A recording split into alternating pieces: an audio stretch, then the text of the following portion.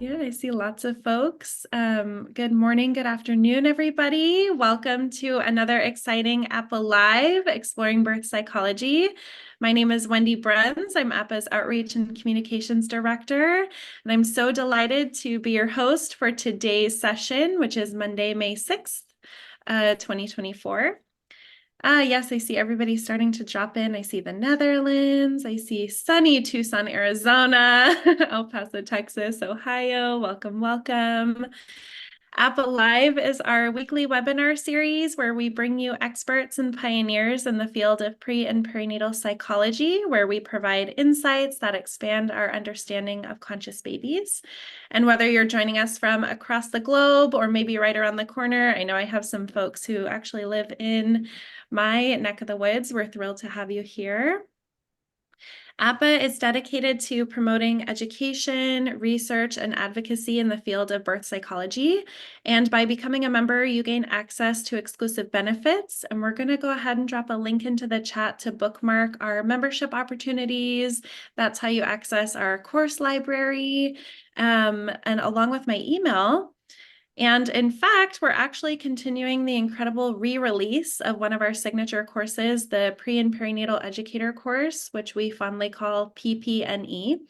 And our incredible education director, Christiana Dykman, has been diligently updating and adding in incredible somatic exercises into this 10-year program with new research and making it very much more hands-on. So we're going to go ahead and drop a link to that into the chat as well. And I'm so excited to be here today. We're starting off the month of May with a wonderful teacher of mine, Claudia Rosenhaus Raiken. She's a senior teacher at the School of Images, where she runs their Dream Birth program. And in that capacity, Claudia has trained professionals worldwide and works with countless women and couples from all continents. Claudia is also a childbirth educator, an Alexander technique teacher, and a biodynamic craniosacral practitioner. She's been a birth doula for over 20 years, and she holds a master's from NYU in kinesiology and dance. And she's actually assisted in over 300 births. She's a world expert in facilitating communication between parents and the baby in the womb, or souls that are planning to come who might not be conceived yet, or even those that were miscarried or aborted. And in these conversations, this led to writing of her book and a huge conversation topic for today. It's called Messages from the Womb. And this is a book designed for anyone who has been in a womb, has a child in the womb, or very much wants a child in their womb. Messages from the Womb reveals the pre-birth relationship between the new mother and the incoming souls, and establishes the affinity for before birthing a child can transform delivery into reunion. So as we get started, please drop any questions, burning questions for Claudia into the chat. We're going to get to as many as we can. And Claudia, welcome. You've been in APPA Live a couple of times before as a guest, and we're so excited to have you here again today. Good. Hello, Welcome. hello, hello. Yes, I've been a guest whenever I can make it, and once we did a PowerPoint on dream birth, right? Yeah, that's it. Mhm. Absolutely. So I'm excited to kind of continue this conversation. Maybe you can share with folks, your work really involves facilitating communication between parents and unborn children, or souls kind of planning to come into existence. But can you share more about what is dream birth and maybe some insights into how Okay. these conversations Okay. unfold? Dream birth imagery really comes from a bigger tradition, which used to just be called imagery, but is now called sapphire imagery. It has its roots in the mystical part of Judaism, but it is very modernized. It's for everybody, every human being. But what is unique about it, in my experience, the exercises are very short. They also give room for you to hear or see images that are coming in from you, right? Or from above or from the baby. And um, it puts the mother in a slightly meditative state. And of course, not only the imagery does that, but I suppose the practitioner. If you are so convinced that the baby has a consciousness, that the baby wants to talk, the baby talks. The mother will hear the baby louder sometimes than if they're doing it by themselves. And I, so there, the way dream birth was written, there's maybe 3 or 4 exercises where the baby is addressed. Now, you ask the mother to ask the baby, does the baby want to say something? What advice? So this it won't sound like gobbledygook to all of you guys, because you know that there's consciousness there. But in the simplest exercise, when someone is pregnant, um, the woman just looks inside and talks to the baby, right? Okay. What has happened in my practice is that the more I worked, the more I included the babies in. And much to my delight, they were so happy to join in, and they have an opinion about the exercises. We'll do a couple or at least one exercise today, but I have to, okay, this story is just a few days old, so I love it. I mainly love my new stories. So it's a woman who has taken my training. She's a nurse. She just finished she just took her exams. She's now, a full-fledged nurse, but she also took dream birth training. And um, we study it backwards. We begin with 3 with pregnancy, then we go to conception. I could talk about this forever, but never mind, it really works. So anyway, she missed the last 2 conception classes, and I was a little worried. No communication. Is she okay? Does she have okay. So anyway, she called me, she emailed, says, I'd like to have a session. I go, great. So we have a session, and she says, it happened.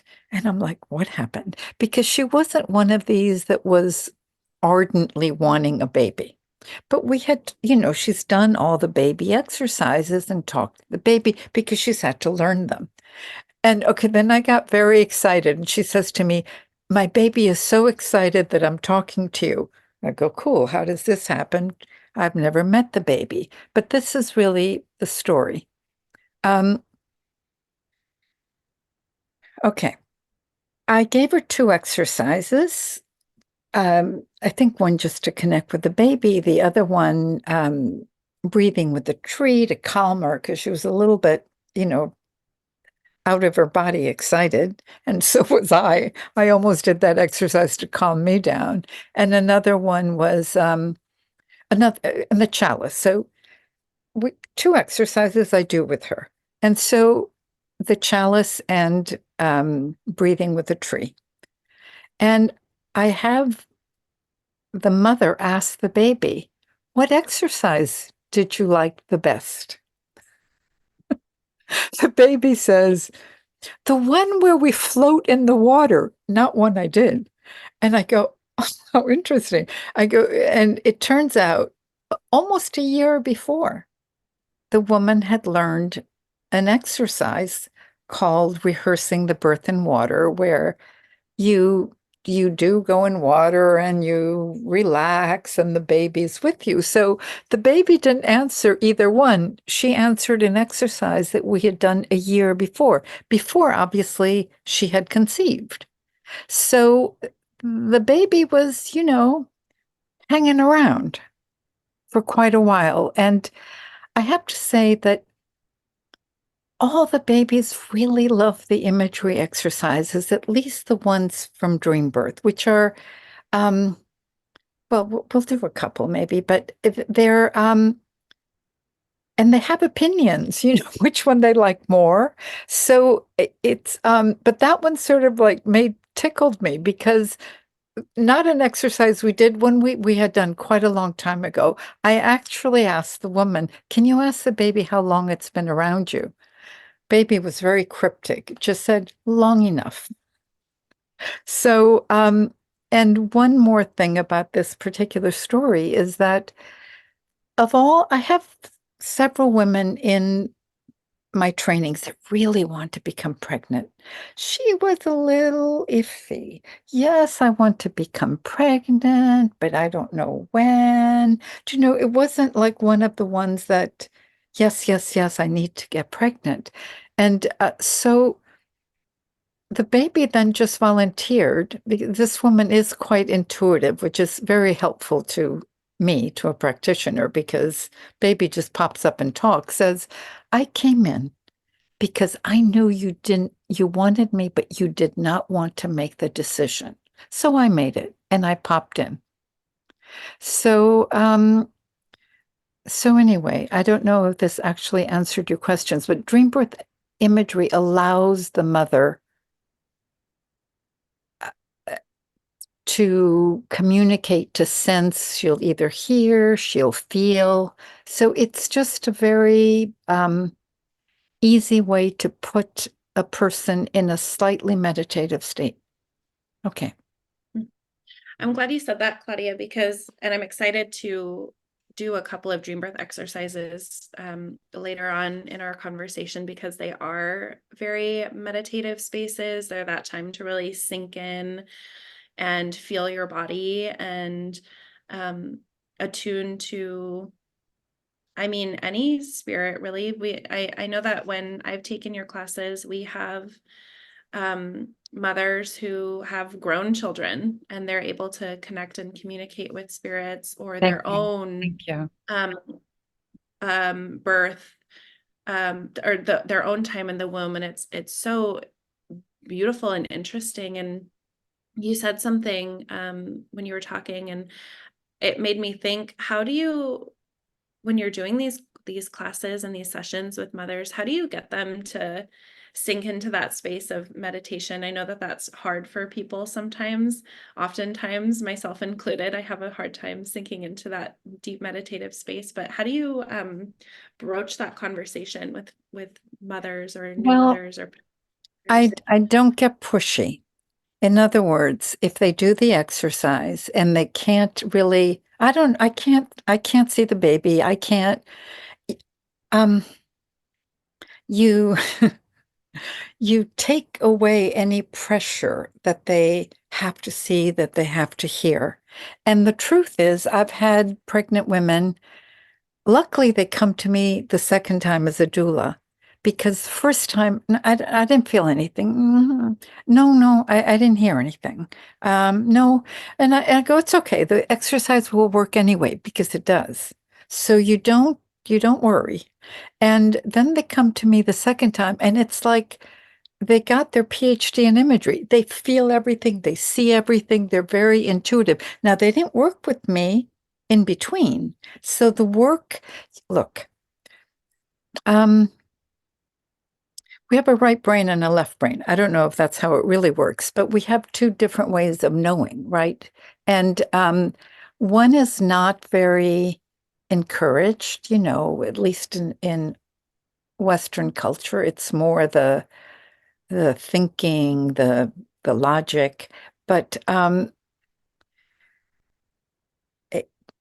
I don't know what happens, but when the two brains really do start to merge, you become wiser, smarter, and it seems to take a life of its own. So I don't push. If a woman can't feel, you go, that's okay. Doesn't matter. But okay, part of the trick is getting the baby to help you. This will sound a little crazy, but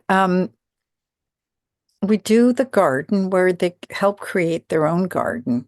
Um, they um, they start to feel more rested, and some women will feel rested in a second. Some take a long time. If I'm working alone, I go, it's okay. It can take long. Or if you don't want to, it's okay. You don't have to be so rested. You make them not wrong because part of the problem, I think so many of us feel like we're wrong or we could be wrong or we're not good enough. So I'm led to make them not wrong. That is really, it's not the way I've been taught. I've been taught there's a right way and a wrong way, but I am very much led to make people not wrong. And maybe that's because my soul so needs that, right? In any case, I do make people not wrong and it relaxes them. But here's part of the trick. Okay, they're in the garden. You start the other way. Go in and talk to your baby. No, nothing. I can't hear anything. I don't know. Baby's moving, but I don't know. Okay, that's fine. Then you go into the garden and you have them describe the garden. Is there anything they don't like? They can change. But then I have them go in to see the baby again and say, ask the baby if there's anything else it wants. Maybe it will show you, maybe you'll feel something. I've never had it not work. It's spooky. They can't hear the baby, they can't see it, but all of a sudden you give the baby like a choice, a way of communicating, and they go, oh, my baby wants a yellow blanket. Oh, my baby wants more yellow flowers. Oh, my baby wants her father here. There's a million different things, but what is really cool is that I don't think it's ever not worked. And once they get engaged with a baby that way, then you're free, then you're gold because any exercise you can go in. First of all, the baby's usually kicking and, responding, reacting, and you asked, did you like that exercise? It's just a way to start to interact and communicate with the baby. Does that make sense? Mhm. Okay. I, I liken it kind of also to a muscle that needs to get built and used. Mm. And that feels kind of technical, and that's not what I mean because our brain is so powerful, but it's that piece of learning how to sink into that space and learning how to listen to yourself, uh, It's true. and to pick up on those images in your brain. Um, I love it. It's fascinating. I'm curious, Claudia, because I know that we were kind of talking about this before we went live, but you've assisted in over 300 births throughout your entire career. Maybe you can share a couple that have been the most profound or transformative that you've witnessed and how you've seen those clients use dream birth. Okay. I took a peek because I knew this question was coming, and I was like, which were the births? Because um, there's so many aspects of a birth, and it's interesting to me when I remember some of the births. I a lot remember the conversations that happened because of the imagery. Um, I do remember their birth, but it's bigger, right? A birth is bigger. So, um, well, to me, the births that were more transformative were the ones that surprised me. Maybe it wasn't so transformative for the woman, right? So okay, two births that really surprised me, it's the same, so I'll only tell one, is uh, she's loved the imagery. She loves, oh, that made me feel so relaxed, but she's a lawyer. Comes the day of her birth. Wow. She is not cool, calm, and relaxed at all. Um, okay. See, I forget she had a hospital birth. So, or I forget I must have just gone with her in the car or just met her there. And um she may have been 4 centimeters. Um, but she is her shoulders are over her ears. She's like, oh, everything hurts. She can't do it. And I, I try, we go into the bathtub, not just a regular old bathroom with a little tub with a shower. I'm trying anything to get her relaxed. I do an imagery exercise, nothing. It's like nothing is entering. She is truly, truly a tight mess. And she is this way for quite a long time. And the doctor finally says to her, okay, you've been at this, I think it was already 4 hours. You haven't progressed anything. So if this continues, I am going to use the C word. Okay. This is, of course, to her like, fate worse than death. And so I say to her, okay, the doctor's right. You're going to now listen to my words. And he says, because you have to open up, you have to allow it to happen. And so she goes on the bed, the hospital bed on her side with pillows. And before that, she was, well, she was a mess.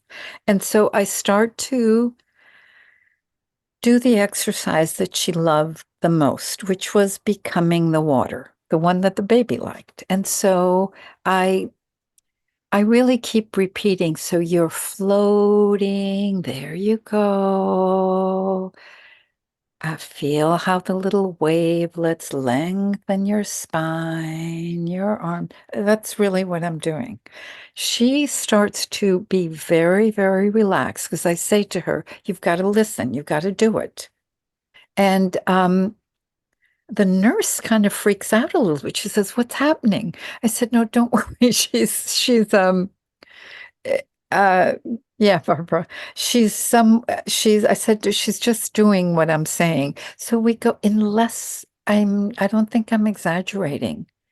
In less than an hour, she opened up to be fully open. She's 10 centimeters. And the whole time, she's really relaxed because she's becoming the water. And I think I could do that because she'd worked with me enough to sort of trust me. Even though when she came into the hospital, forget about being able to follow any of the exercises she had done. So to me, how she could change on a dime from I can't, shoulders, I swear, over her ears. And so when the baby, everything was fine. That happened with two others, but I'm only telling you this because it was okay. The trick about the imagery is you kind of need to do it. No, you can do it in the moment. I could have not taught it to her. And if she is able to follow the body relaxing, becoming water, it works. And I had two, to me, transformative because there were C-sections, but they were incredible. So one, the baby was breech. The mother was getting really upset. And now this is a lovely mother who could hear her baby. I don't always have people who can really hear the baby. I couldn't wait for my sessions with her because I wanted to know, what did the baby say? What do you talk to the baby about? Oh, we're walking down the street and she lives in Brooklyn, so not big yards, but some neighbor had a little pool where they had lots of big goldfish. Oh, we talk about the fish. Oh, we talk about anything as she's going to the subway. And I was just fascinated because it was like regular old conversations, right? With somebody that they would say, oh, the fish are so pretty. Yeah, I love the fish. Okay. Um, Comes time to, in the week 30s and the baby is not turning. She's trying acupuncture, she's trying imagery, and mother's starting to get a little bit annoyed and, annoyed. And then one day she comes to me. I used to see people weekly, and I also do craniosacral therapy and imagery and talking. The woman comes, she says, I feel so relieved. I go, what happened? The baby just said to me, I don't want to swim out like a fishy. One of our exercises, the baby does swim out like a fish. She said, I don't want to swim out like a fish. And so she felt like, okay, the baby wants a cesarean, does not want to be born vaginally. So we started to rehearse the birth um, for the cesarean, where um, sometimes we do it in the garden. Everyone she loves is there. Even ancestors from before are there who love her. All the doctors are in light. All the everything is in light, right? And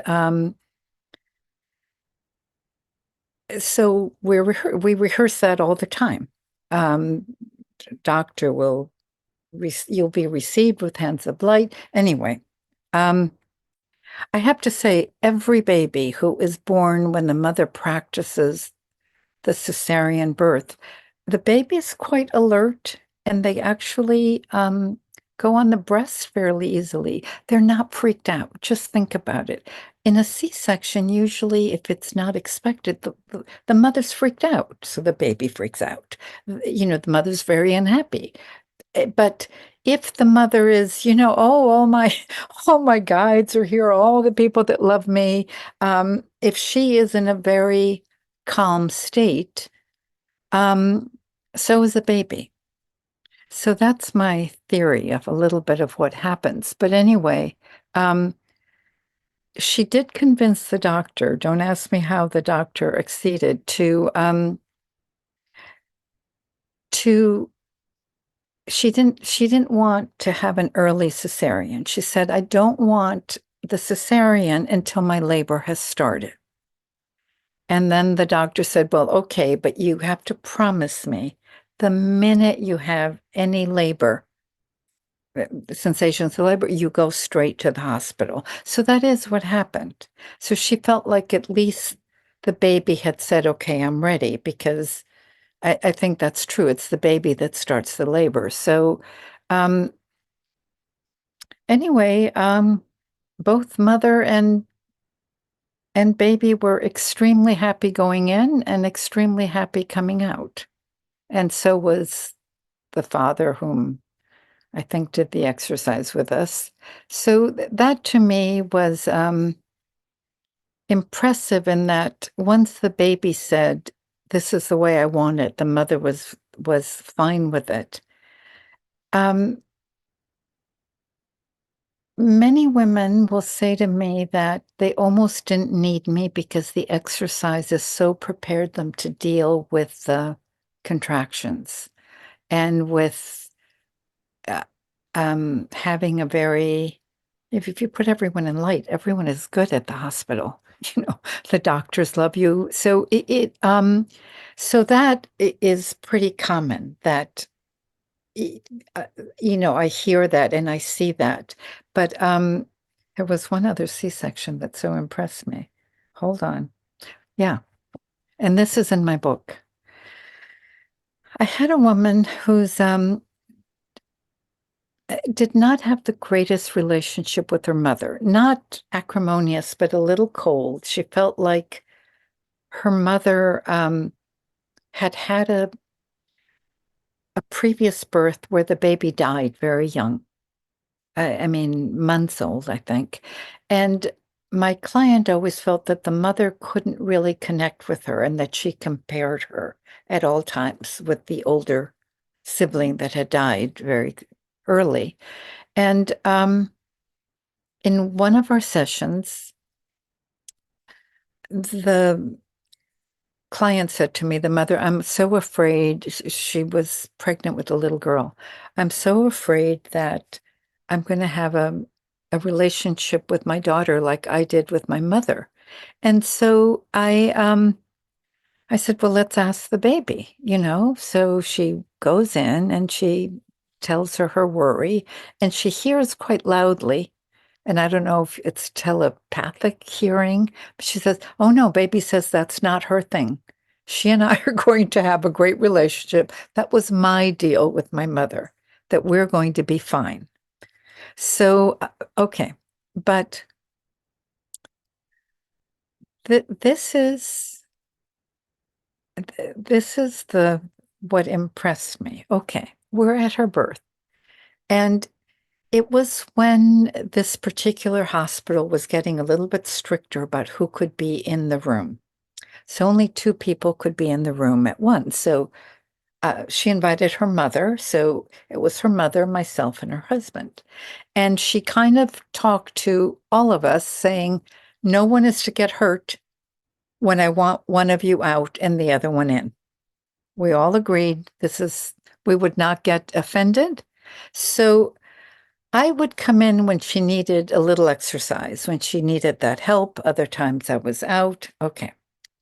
Then I'm in with the mother, and she's getting close to the end. It's when whoever is around a birthing woman, you feel very maternal. You want to stroke their forehead. It's like they're working so hard.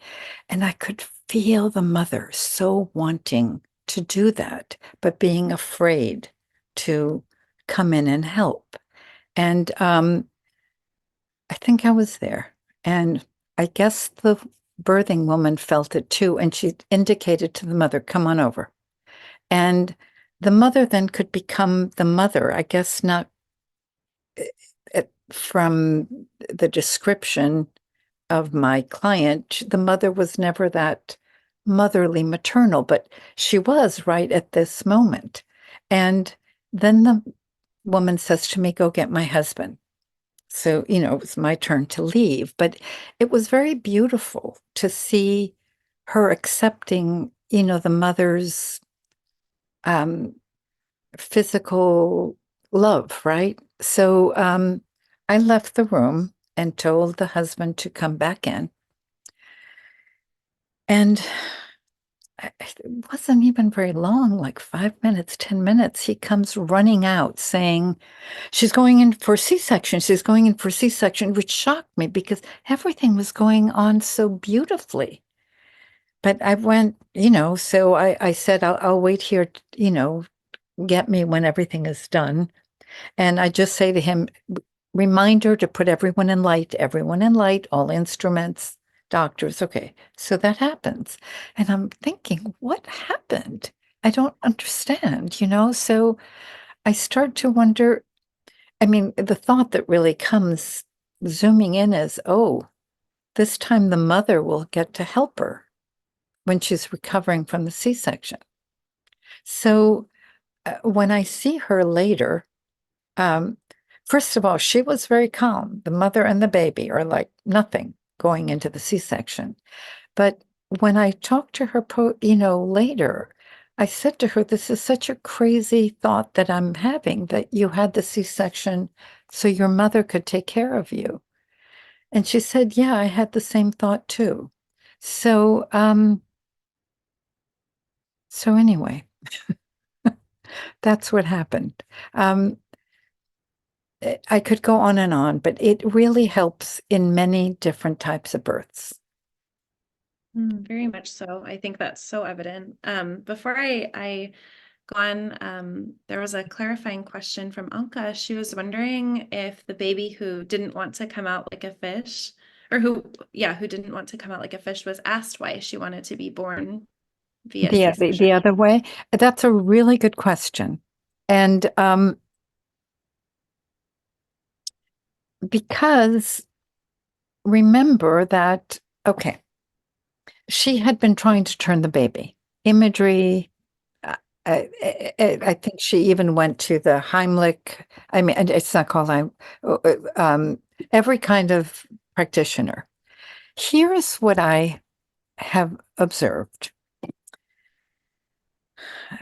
Babies will sometimes turn breech either for their own need, like I don't know if this baby genuinely had that need, or sometimes because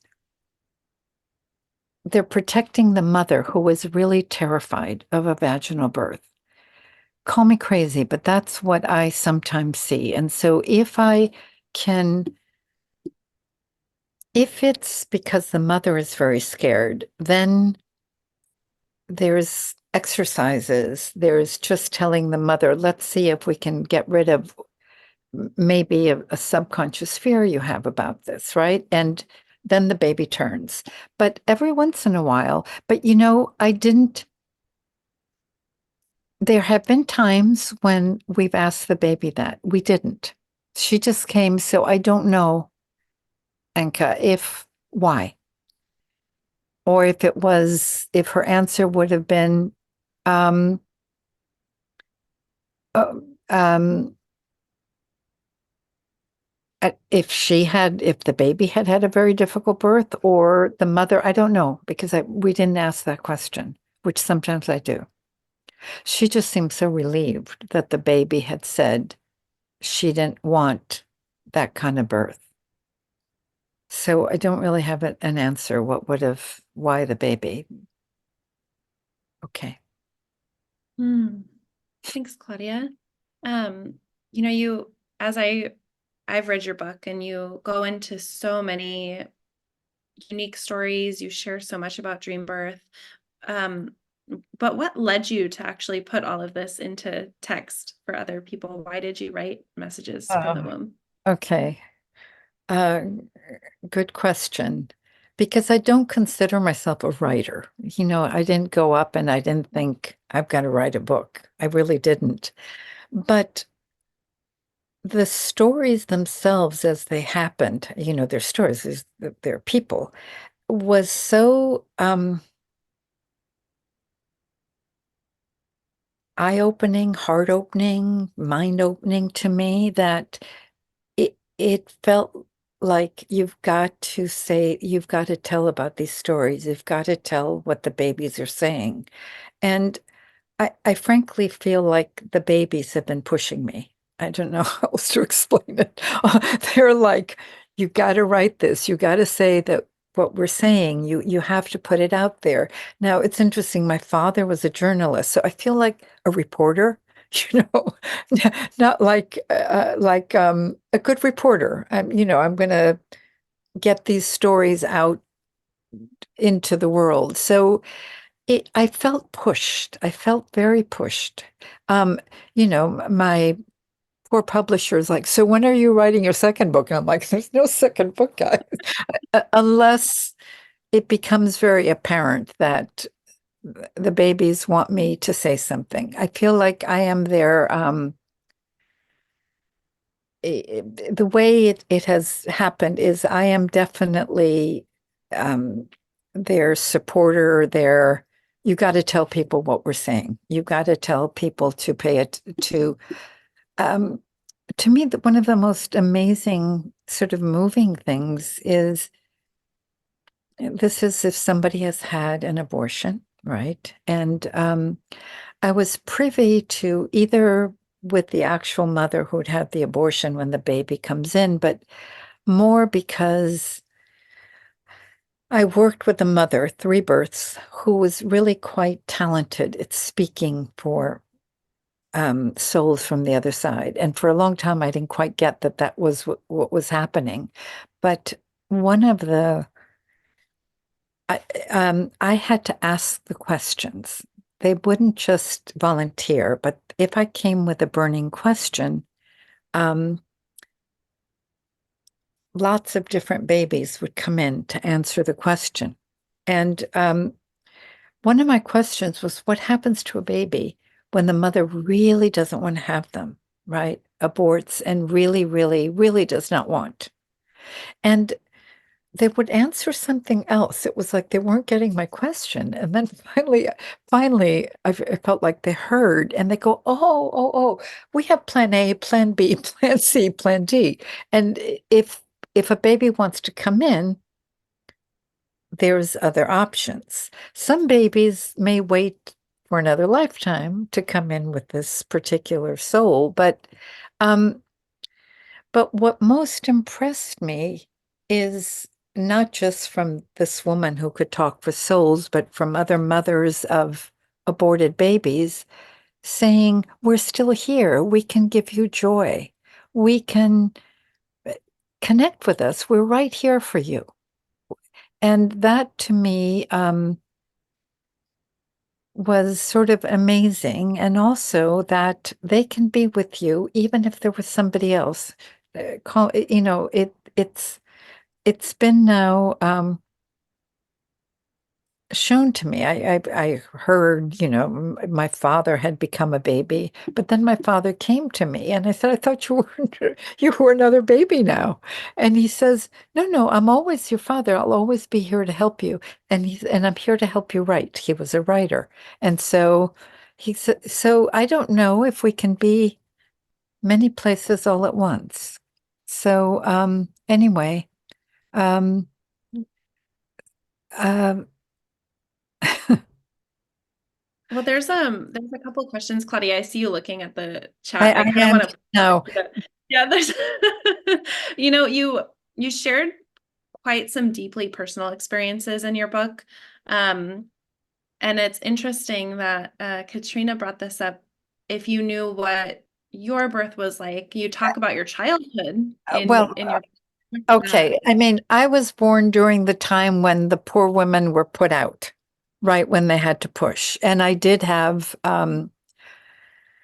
great feelings of abandonment. Where are you? What happened? The theme of abandonment was, in and out of my life. Oh, um, I've talked to my mother now that she's passed. She and I now have great conversations or great feelings, not big, long conversations. When I talk to spirit, it's very short and direct. I don't do what my client can do, which is long and involved. But I ask a question and I get an answer, and it's very specific. And then that's boom, that's that. That I can do. I can talk to other people's babies. I can talk to my mother, but the communication is short. I don't know if that's just what it is for me. Um, but being pushed, that's interesting. Okay. Um, well, in the end, I was pulled.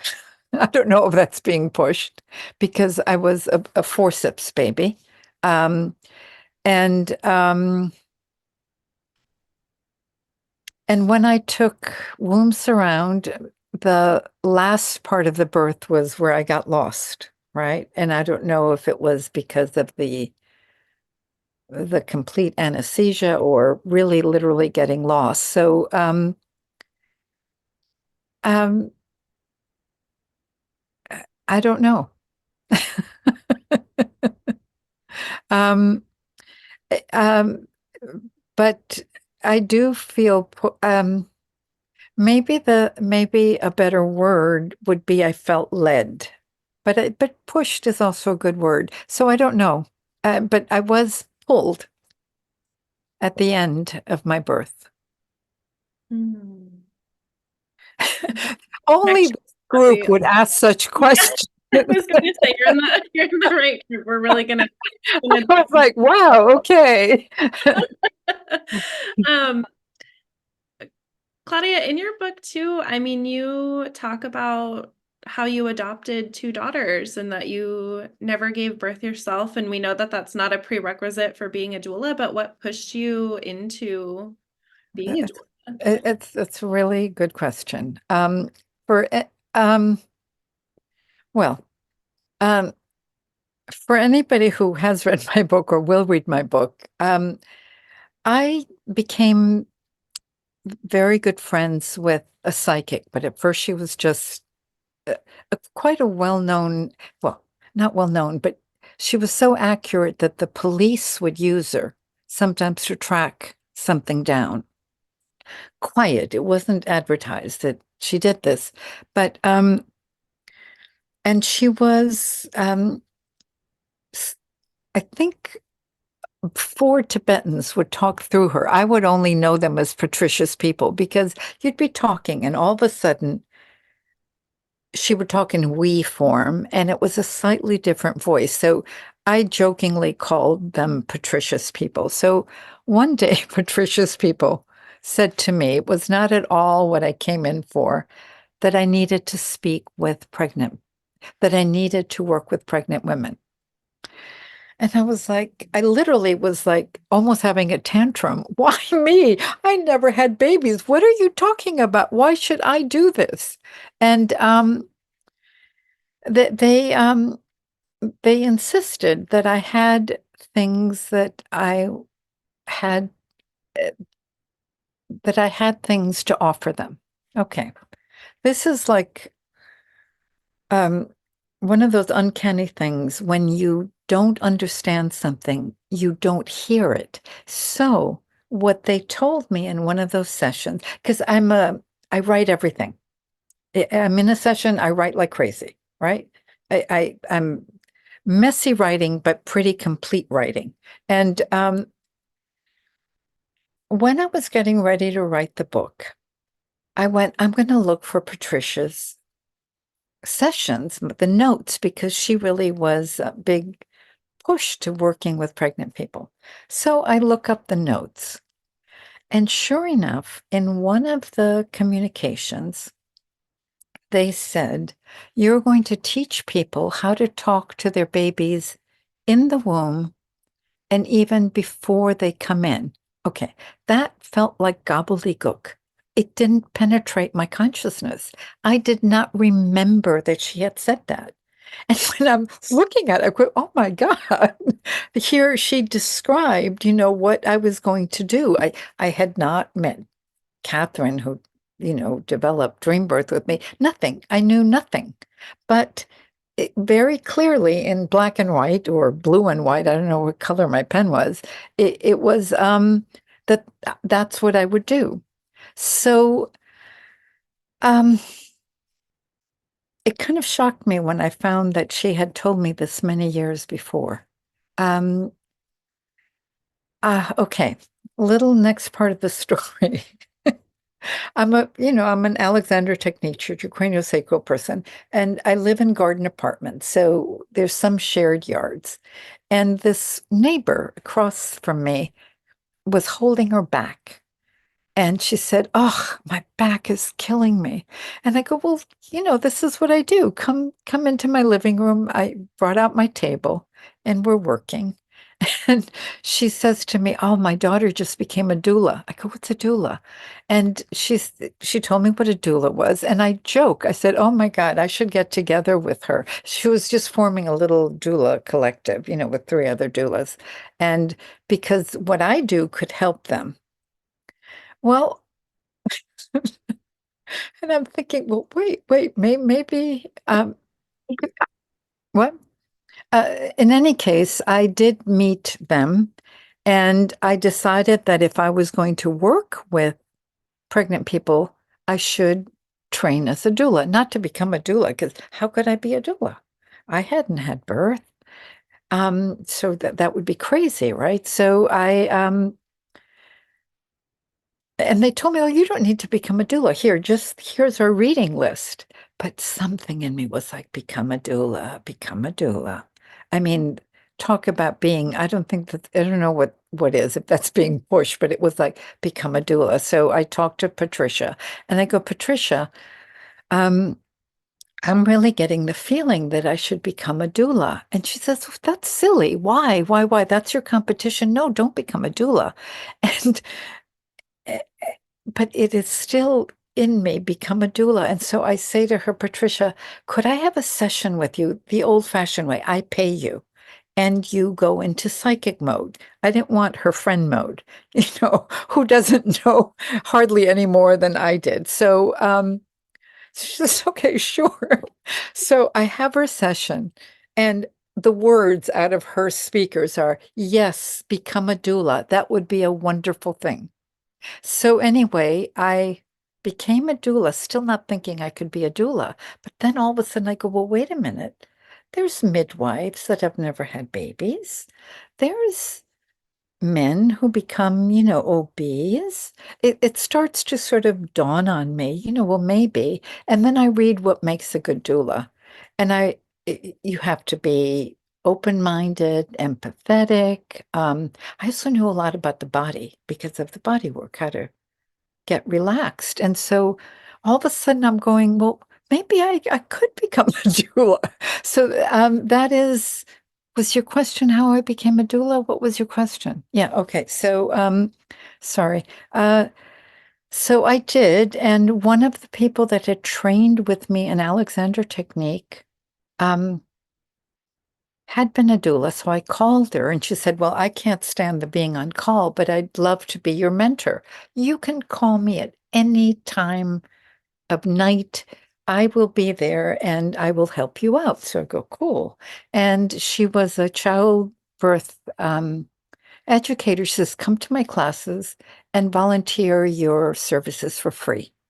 That way you can get some experience. So that is what I did. Two people took me up and I do the first birth and I realized I didn't really need any help. Don't ask me why I didn't. I didn't even know imagery then, but whatever. I am really a big help. And I talk to my friend and I go blow by blow what I did. And she says, oh my God, I don't know what's with you, but you did everything I would have done. So I felt like I took like a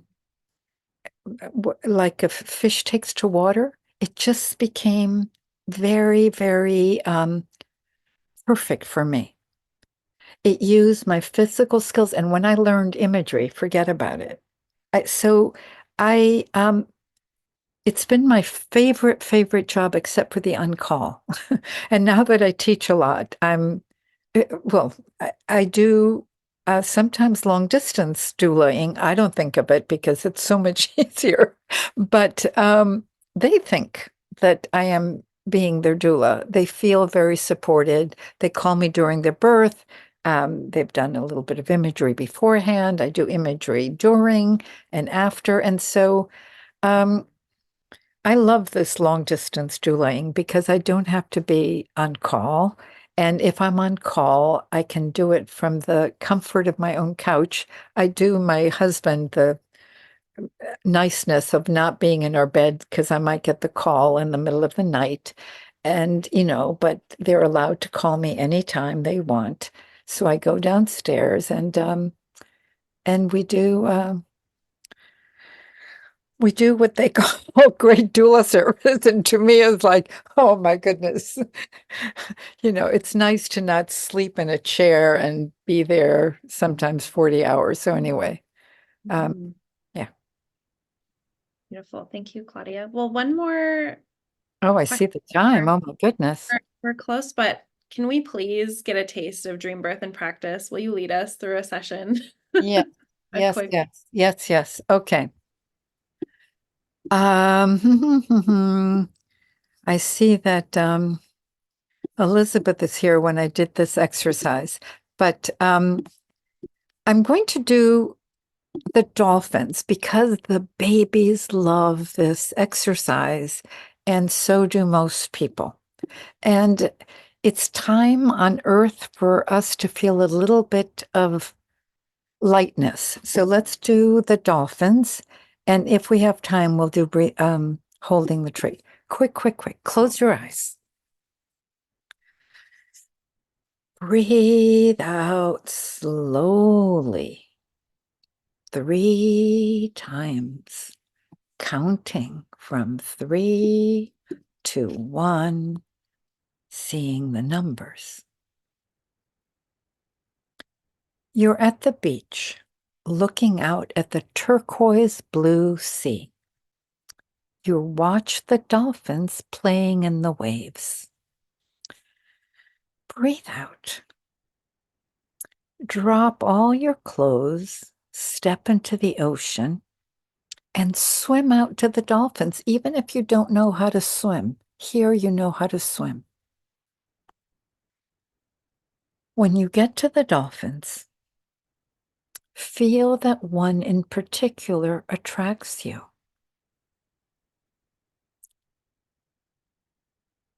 So put your arms around the dolphin, embrace one of them. Your arms and legs wrapped around its body.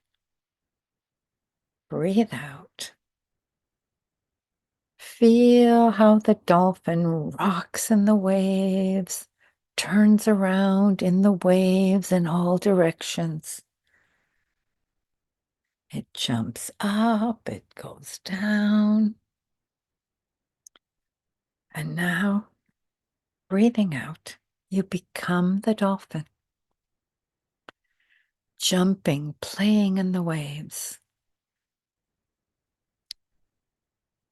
diving, leaping up.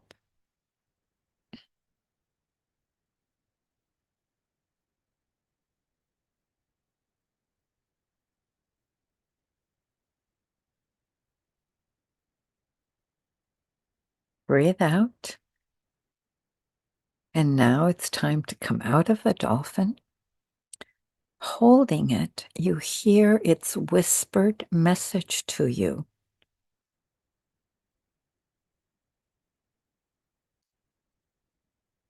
Breathe out. Let go of the dolphin and swim back to shore. Breathe out. Come out of the water. Dry yourself in the sun. Breathe out. See that your old clothes are gone and new clothes are there for you. Put them on and walk away refreshed, lighthearted, with the message you were given, if you were given one. Breathe out and open your eyes. Okay. Okay. Did anybody hear a message? Raise your little hand. Okay. So, all right. Odilon? No, how do I say your name? Okay. What message did you hear from the? Let's get you unmuted, Odilon. There we go. Yes. The message was, you're brave. Wonderful. Good message. Anki? Was that you also had your hand up, right? Anka. Let's see. There you are. Let's get you unmuted. The message I got was, I love you. Good. Who else would like to say what they hear? Barb,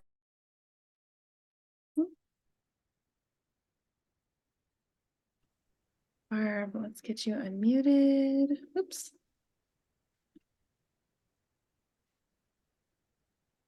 Oh, was I muted? Okay. Sorry. Okay. Sorry. Well, let's go. Barbara, did you hear a message? And then we'll go with Sheila.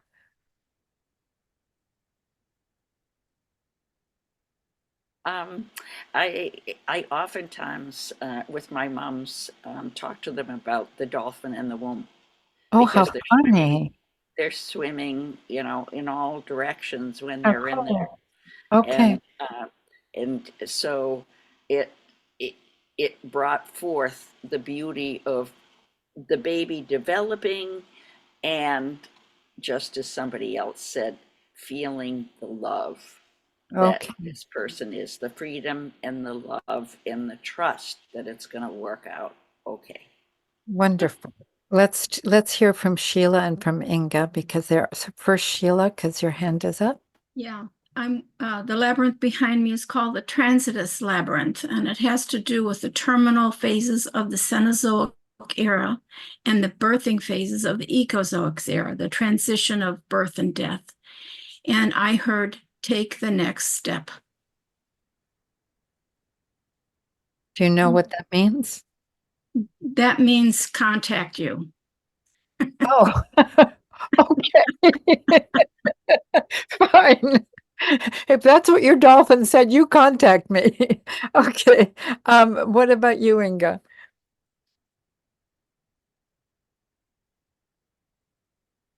We'll get you unmuted, Inga. Yes. So, hi, the dolphin was saying to me, you are me and I am you. So that was Nice. You know, I gave this to a group of moms, which I don't normally do, but something in me, again, who knows, right? Said, do the dolphins. And now, it was only 4 or 5 moms. And one of them when I said, what was your experience? Did the dolphin say anything? And the woman said, well, I hated it because I am scared of the water, but I could tell that my baby loved it. And so I did it. So anyway, Elizabeth, you raised your hand for a moment. Okay, unmuted, Elizabeth. I'm the message from my dolphin was extremely simple. It said, keep on jumping. It was sort of like a keep on jumping baby. It was Okay. They do help us be a little bit, dolphins, I find, seem, even though they're supposed to be very empathic and very loving and actually very compassionate, they're very playful, right? I mean, they have fun.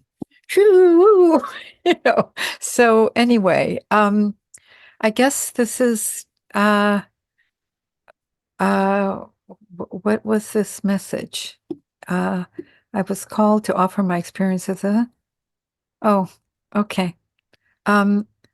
Anyway, thank you very, very much. And if you do, please read my book. And if you like it, please write a review. She says, because apparently it helps the book be offered to more people. So that's all. We will make sure to drop your contact information, where to purchase your book, Claudia. I really encourage everyone to, it was such a beautiful read. I mean, it was so fun and easy and beautiful. I laughed, I cried. It's such a lovely book, Claudia. So I encourage everyone to purchase your book. I know we're at the top of the hour and we're kind of nearing the presentation today, but I just want to express my deepest gratitude, Claudia, for coming on and sharing about your book and all the experiences that Dream Birth has given you and can give to all of us as a human race. And as we sign off for the day, just a reminder to mark your calendars for next week's presentation on Monday, May 13th at 12 p.m. Eastern. We're going to have Tracy Donegan. She's a registered midwife, a certified breastfeeding educator, and she has a master's of science in mindfulness studies. And she's going to be discussing a mind-body approach to less pain, less overwhelm, and more milk. And I just want to thank all of you for joining us today, and please unmute yourself and say our goodbyes as we wrap up. And I will see you next week. Thank you, Claudia. Yeah. Thanks a lot, thank you. Claudia. Thank you. You're such Bye-bye. Bye, everyone. Hi, thank you, Appa is Claudia.